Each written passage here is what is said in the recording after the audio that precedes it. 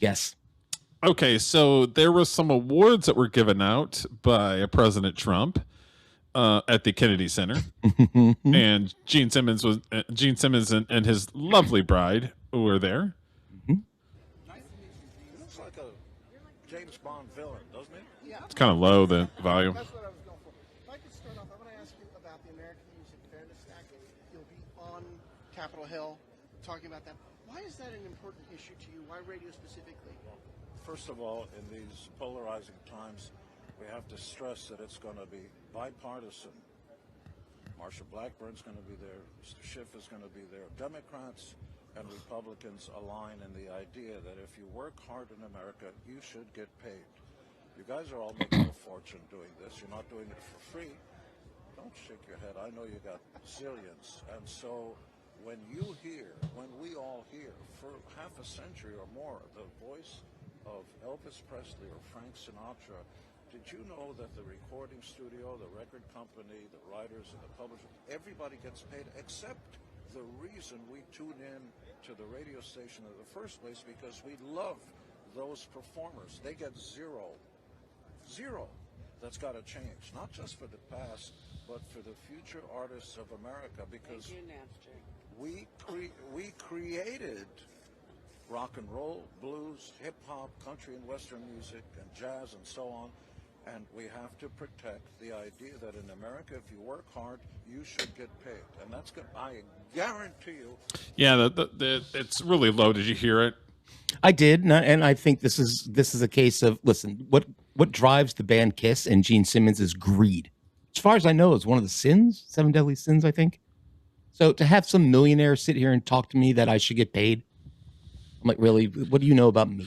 Nothing. And no, you should get paid for your work, is what he's saying. You should get paid for your work if there's a market for it. I would add that to it. There's no market for my songs. I work very hard at them, and I would say I think about music more than anything, except maybe my children. Well, that's not. I'm not entitled to get money there's for it. no market for you. If somebody hears your guys' songs, Maybe. they're going to enjoy it. I would. That's all. That would be a market. You're not going to make millions of dollars, but that would be a market if somebody enjoys your songs. Would I like if somebody threw me a few bucks and said, "Hey, it's a pretty good song. Here, I have a dollar or whatever." That's fine, but I'm not in. Just because I work hard at something doesn't mean I'm entitled to make money off of it. Well, yeah, but he's talking. You know, he's coming from a perspective of a successful band versus some Joe Schmoes like us. Yeah, well, that's exactly my point, Derek. I don't think I like that I think his heart's in the right place. Like he's fighting for the little guy, I guess. But I just don't like his, well, if you work hard, you should get paid. That's not the way the world works there, bud. I'm going to sell the prominent citizen coffins if anybody wants to buy some next year like Kiss does. Maybe that'll be a good one. Okay, so here's another clip, and this is Mr. Sylvester Stallone. Hey, it's my people.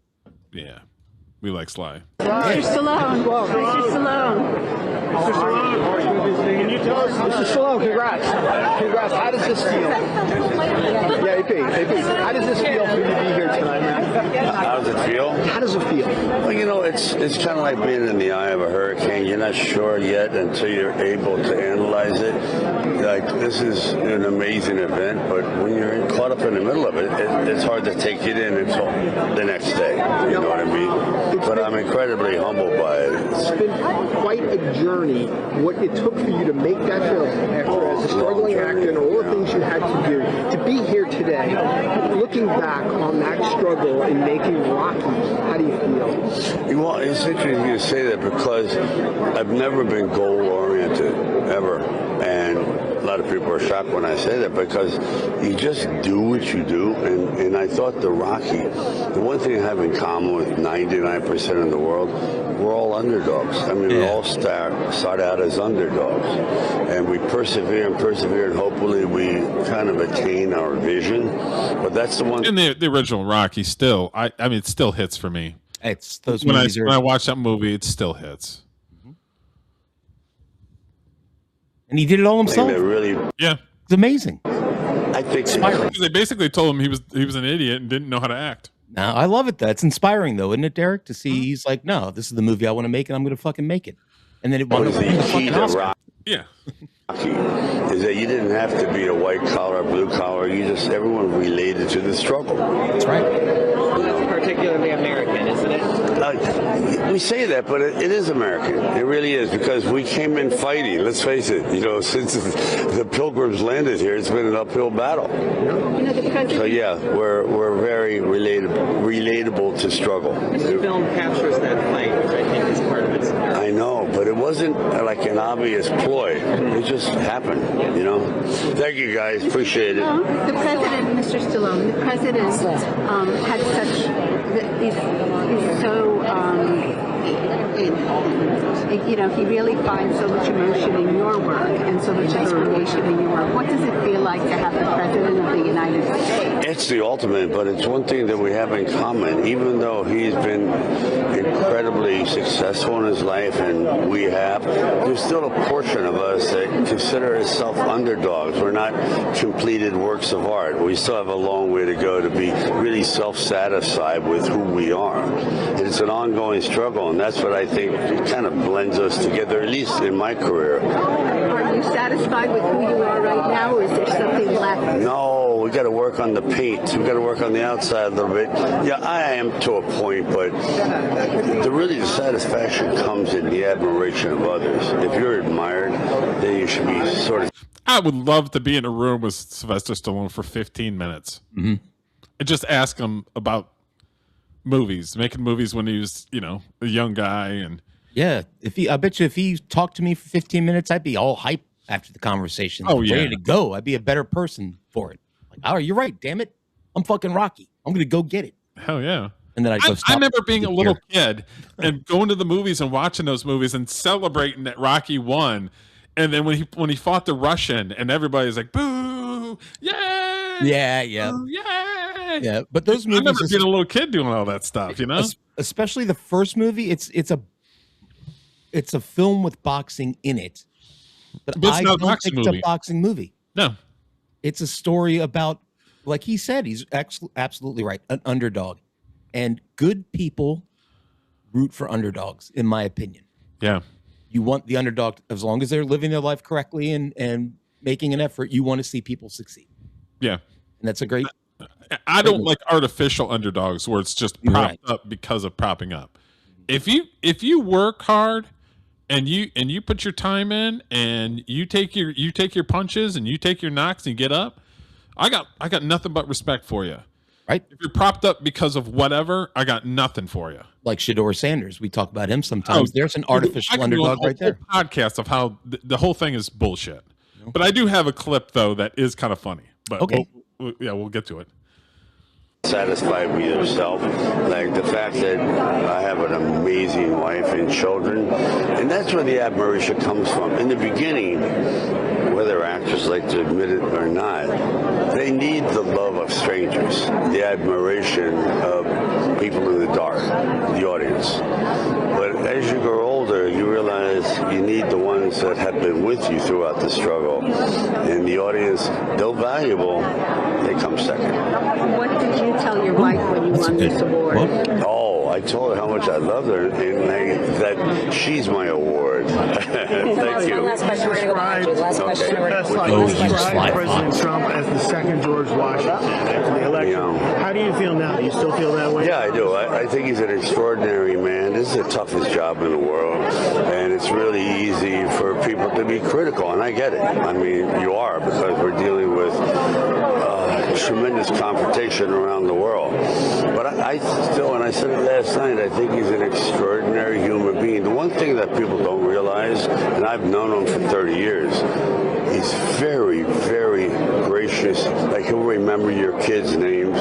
He'll call, like, during a serious situation. He goes, oh, how's your mother? How's she doing? Little things. And no one knows about that. That's why the fellow I know is quite different than the way he's reported about. But I like the man a lot. And you spent some time with J.D. Vance at that. Yeah. Do you think he would be a good person to succeed the movement that Trump has started politically? Oh, without a doubt. I mean, he's really an elegant man. His wife's amazing. Kind of like my wife over here. You're beautiful. Come on, my love. yeah, I found him to be very elegant in his Sly's done well. We'll just say he's done well. Was thinking the same thing.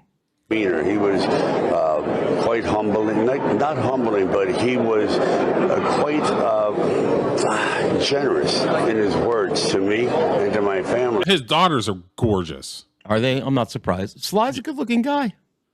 I mean, you know, he's older. Well, he didn't have to be. I didn't expect it. So there's something about when you look at a man eye to eye and just you can feel it, whether they're real or whether they're trying to be posturing for a different idea. But he's authentic. I mean, look at the book he wrote. Talk about humble beginnings. All right, guys, thank you. Are you okay? This way? Are you okay? Because some fans are concerned about you when they saw the video of you with the tape. No, How are you? I'll tell you what, because I've had 8 back operations. I have 1 more going. And Damn, I didn't know he had 8 back operations. Holy crap. It's interesting. He did take a beating in those movies. Like I read that some of those slow motion boxing scenes, they couldn't fake it that much. So they were legit like putting the leather to each other a little bit. And Carl Weathers is no joke. That's a big boy. Have you seen the doc? It's like a mini documentary talking about Rocky and how they were trying to find somebody to play that part, and the actors that they had wouldn't take a punch. And they say it's a movie about like it's about an underdog, but it's a boxing movie. You have to be able to take a punch, and these actors wouldn't do it. And then they found Carl Weathers, who I guess was Carl Weathers like ex-military or something. I do know he played for the Oakland Raiders. I don't know if he was in the military, but I know he was a pro football player, if I'm not mistaken. Pretty sure. But some of the slow motion like body shots in the boxing scenes where you can see the muscles ripple and the flesh ripple, like you can fake it now. I don't know that you could have faked it back then. Like you just had to punch somebody. Yeah, he played college football at San Diego State Aztecs, and then he joined the Oakland Raiders in the National Football League. Nailed it. Undrafted 1970 NFL draft. After 2 seasons with the Raiders, he played 3 seasons with the BC Lions Canadian Football League. Okay. So he was a tough guy. Yeah. So when he got cast, he could take a punch. He was an athlete. Plus, you think if you're Sly Stallone and you're in there with a world-class athlete or a really good athlete, I'd get a little egotistical. I'm like, I'll take a punch from this motherfucker. I'm not going to get. It has to be believable. Like, yeah, but you want to show you can take, you've got all these PAs and director and cameramen around you. You don't want to look like a bitch. Carl Weathers punches you. Like getting hit one time and be like, "Ow, that hurt." Well, yes, I could imagine that because that's what would happen to me. Like, stop crying, baby. I'd be like, "Where's the stunt man at? Get him in here." No, Sly's a dog though. He's like, "Fuck it, I'll take the punch." Okay, so this one is Trump is giving medals to George Strait, the country actor, Michael Crawford, and Kiss. He's giving awards and medals to. Nice. So this is what this is. Music legend George. Got it? Turned off. Got it? We have country music legend George Strait. George, thank you very much. Let me do this right now, George. Love me some George Strait. I think if you want to leave it on, you can. I think we can get it through. That's okay. Oh, he's got good hair. A little bit. I still got a I'm little surprised. Sometimes they take it off and there's not a lot. bit. Not a lot. I love Trump sometimes. I really do.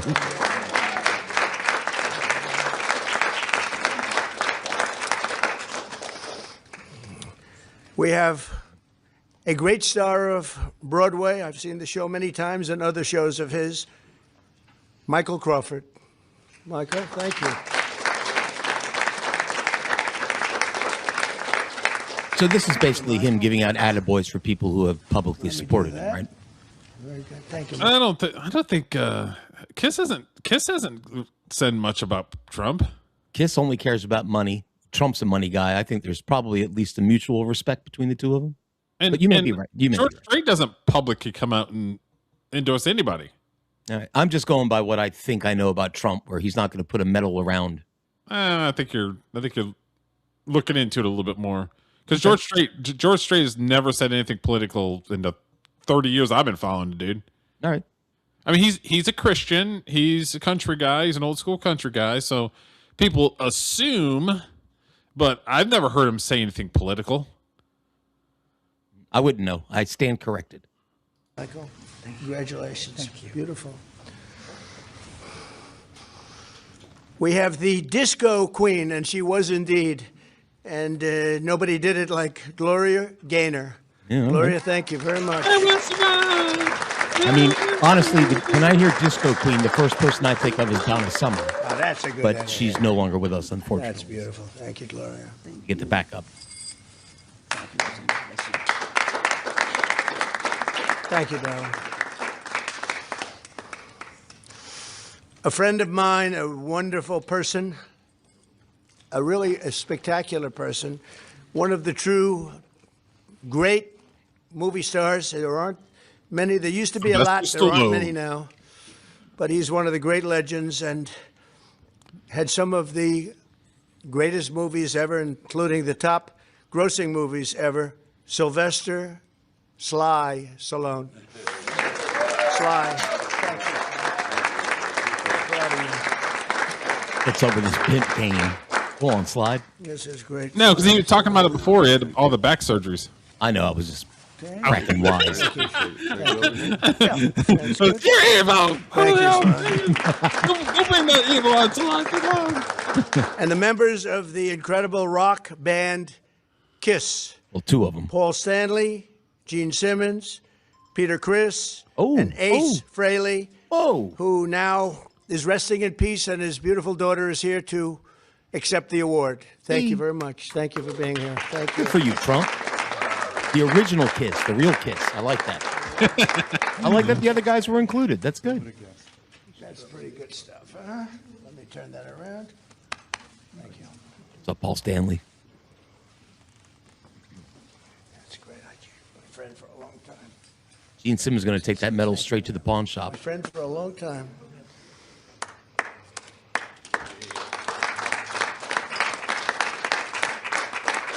Little drummer. Good. He's tiny. He sang the best Kiss song. I'm a big fan of the song Beth. Oh, really? Yeah, and he sang that. He's tiny. That's funny. And I think your father would be very happy to have you wear this. Oh, Okay? That's sweet. Thank you very much. He's a great guy. Thank you very much. Oh, that's nice. Those are great people. In a few moments, we will be presenting these stars with their Kennedy Center honors medallions, which were And I think redesigned you this get, like, year a with marble- the help of Not the a- fantastic. like not a marble statue, but it's sort of like a marble head or head and shoulders or something like that they put on the wall. Oh, like a bust of some sort or Kind something? of, yeah. Or- Yeah. That's cool. I mean, Trump always does it classy, right? Well, yeah, but they've been doing that before Trump. Oh, okay. At the Kennedy Center, there's always been some memorial type thing. Gotcha. Team at Tiffany and Company, and I want to congratulate them. They have done a fantastic job. They're wonderful people. I know them very well because they're right next to Trump Tower. I've lived with them for many years, and they really have done a great job. So I want to thank Tiffany. Thank you very much. We're also joined by members of the Kennedy Center Board of Trustees who are doing a really great job. And as you know, the building is being renovated, fully renovated. It's being I would say fixed at a level that nobody's ever seen before. We're going to make it something really special. It's been tired. It's been mistreated, a little bit like the White House has been mistreated, to be honest with you. And we're bringing it back to a level that I don't think any place in the country will see. We were given quite a bit of money by Congress to do the job, and we're doing it right. And you'll see the new marble and the renovated marble and all of the different rooms. Major auditoriums. The sound is so fantastic. One of the very big prerequisites and something that doesn't happen often is when you have great sound, you take advantage of it. And the Kennedy Center has great, great sound. If they build it, fellas, you know this. Gloria, you would know it very well. George, you'd know it very well. Oh, Michael would know it so well. But if it's built with bad sound, you never get it fixed, right? It just doesn't work. They've tried very hard at Lincoln Center and other places and hasn't worked out too well. But I just want to thank the executive director, Rick Grinnell. Rick, thank you very much. Thank you, Rick. Ambassador Sergio Gore, ambassador to India. Thank you, Sergio. Great job. And other friends and distinguished guests, Mr. and Mrs. Ike Perlmutter. Yeah, it's just thank yous and stuff. So we'll move on. Is that the World Cup trophy on the lower left? It looks like. I'm not sure, to be honest with you. They just did the World Cup draw at the Kennedy Center late last week, early this week, and Trump was there. He gave himself an award, which I thought was funny.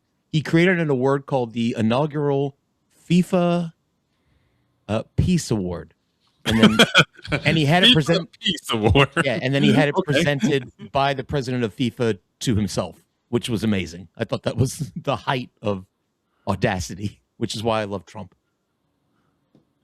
Oh, I know this guy. This guy's he was in. He's the one that won't kiss a woman on screen because it's not his wife. There you go. That's his wife right there. Neil McDonough. I respect that, man. I like that. Talk to me about why you're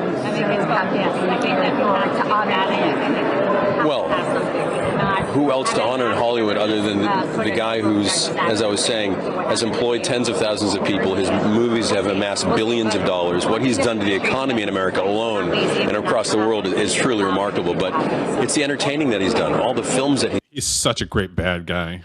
Such a great bad guy. Boy, look at his wife, though. So no wonder he won't kiss another woman. She'd kick his fucking ass. Yeah. He's done. Smack him around a little bit. The family guy that he is, and the American that he is, and the God-fearing guy that he is as well. Those are the things that Reve and I love to be around. And so, he's unlike anyone else. So for tonight, to be here in the Kennedy Center, a guy from Boston, Massachusetts, myself, to celebrate that name and to be on stage to give an award to my favorite guy in Hollywood. Are you kidding me? It's pretty awesome. When did you meet him? The first time we met was about 3 years ago on a Zoom when they were very interested in me to be on Tulsa King. They said, okay, great. In 5 minutes, we're going to have a Zoom with you and Sylvester Stallone. We're like, what? And for the first 30 seconds, I'm like, oh my gosh, that's Rocky. I can't even think. I can't, and then once. Okay, so if you were talking to people about doing a project, and they're like, Paul's on the line for you. Do you have a time to? Do you have a minute to talk to Paul? How much would your heart drop out of your body? I'd be, hold up, I'm streaming with Derek. Can I call him back in about an hour? No, I appreciate that, but I think you'd be fucking crazy. I'd drop you like a fucking hot potato, Derek. I'd be out of this stream in no time. I'm just saying, is if you're talks to make a song and they're like, Paul McCartney's on the line for you. You got 5 minutes? No, I'll have 5 minutes. I don't care what I'm doing. How much would you be freaking out? Would you freak out? I'm not a freak out kind of guy, but it would be. I know you don't get starstruck. But it would be the. Would you get a little tingle? There'd be little cartoon hearts popping out of my head, probably. I can't lie. So yeah, well, I'd be a little freaked out. Okay.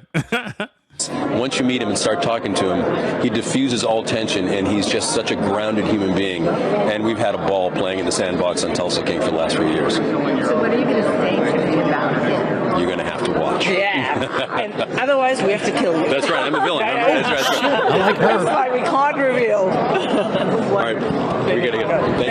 He plays such a freaking great bad guy. He does. He does. I know him from, I think, season 4 or 5 of Justified.